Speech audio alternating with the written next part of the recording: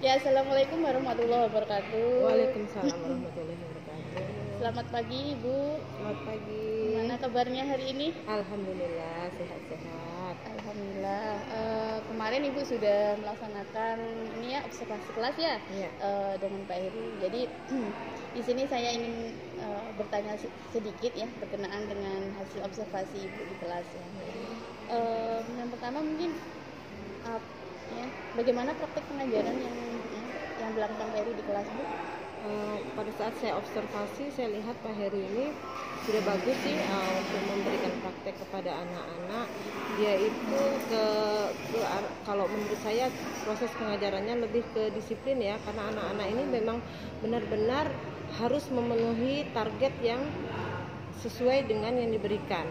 Karena nanti anak-anak itu saya lihat dia proses prakteknya ini berkelanjutan. Jadi kalau anak-anak yang memang memiliki kendala di pertemuan pertama, itu otomatis berikutnya dia akan selalu merasa, kadang ada rasa ketakutan dia itu tadi untuk mengejar. Jadi anak-anak itu di situ dipacu untuk memiliki sifat yang disiplin, sehingga deadline dia untuk praktek pelajaran Pak Heru ini benar-benar dia usahakan untuk selesai, karena dia merasa kalau salah satu dari bagian yang tertinggal dia akan mengalami kesulitan mengikuti, karena tahap pembelajarannya saya lihat nih Pak Heru ini jenjangnya berkelanjutan.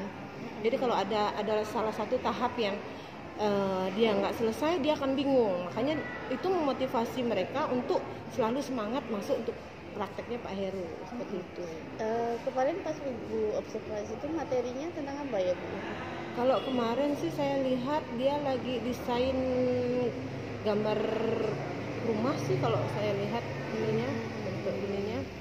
Dia di situ Pak Heru kalau di situ pada saat saya melihat dia sudah mulai memberikan materi dan anak-anak sudah mulai ke prakteknya, sehingga Pak Heru di situ hanya tinggal memantau apabila ada anak-anak yang memiliki masalah atau kendala, dia akan memberikan solusi seperti itu. Kemudian apa komentar Ibu ya ketika Ibu sudah observasinya? Kalau menurut saya sih bagus sih Pak Heru ini, karena memang benar-benar sesuai dengan jurusan dia, dan memang menurut saya anak-anak tuh pun mulai karena mereka tahu jurusan mereka ini benar-benar yang jurusan nanti terpakai, sehingga benar-benar mereka ingin mencari ilmunya secara detail, yaitu tadi dengan masuk setiap hari, mengikuti setiap hari agar tidak tertinggal. Kemudian kelebihannya apa, Bu, dalam pengajaran yang dilakukan oleh Pak Heru? Kalau kelebihannya sih banyak ya Bu, karena nanti desain, kalau saya lihat ini desain seperti ini kan kedepannya sangat diperlukan ya. Karena nanti kalau saya lihat sih untuk hanya kita membuat desainnya saja itu bayarannya sudah mahal ya kan. Apalagi kalau anak-anak ini misalnya nggak hanya berhenti sampai di SMK, dia pengen lanjut ke jenjang berikutnya, saya rasa itu bisa dijadikan mata pencarian mereka ke depannya. Jadi lulus sekolah ya langsung bisa kerja bisa kerja, misalnya kuliah. Iya gitu betul. Ya. Mereka udah punya basicnya udah punya lah di situ ya kan. Kemudian dari segi kelebihan mungkin tetap ada kekurangan. Menurut Ibu sendiri kekurangannya apa, Bu? Itulah kekurangannya tadi. Bagi anak yang merasa sudah ketinggalan satu kali praktek Pak Heru, dia bingung. Akhirnya apa tugasnya?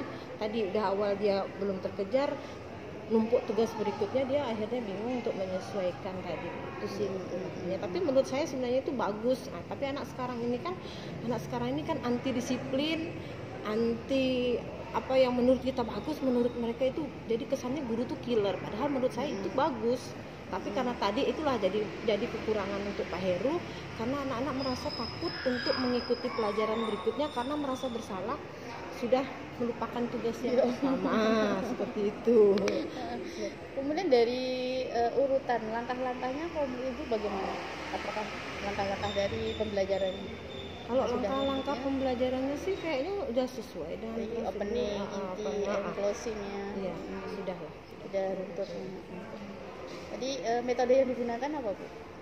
Kalau metode yang digunakan sih saya lihat apa saja sih biasanya metodenya?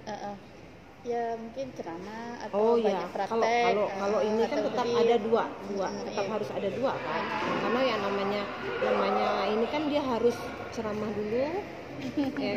Oh, batin. Bu, sambil kok gue. Oh iya sih. Ya, jadi apa namanya? Tetap dua metode itu harus ada ya Bu, ceramah dan praktek, karena sebelum praktek ini kan otomatis guru juga harus memberikan detail-detail prosedur pengajarannya seperti apa, nanti prosedur prakteknya seperti apa, itu harus tetap disampaikan dua metode itu. Kalau menurut Ibu sendiri sih setelah ini mungkin apa ya hal yang harus diperbaiki di Pak Heru? Untuk Pak Heru kedepannya mungkin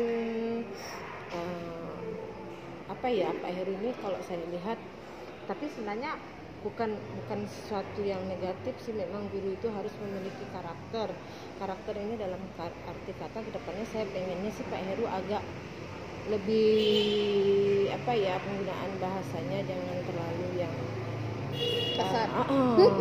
Kasar atau yang membuat anak itu merasa takut dan sebagainya, karena menurut saya kalau pembelajaran ini sudah diiringi dengan rasa takut ke anak-anak, biasanya anak-anak ini akan mengalami kesulitan ketika menerima proses pembelajaran. Fleksibel sajalah, tarik ulur.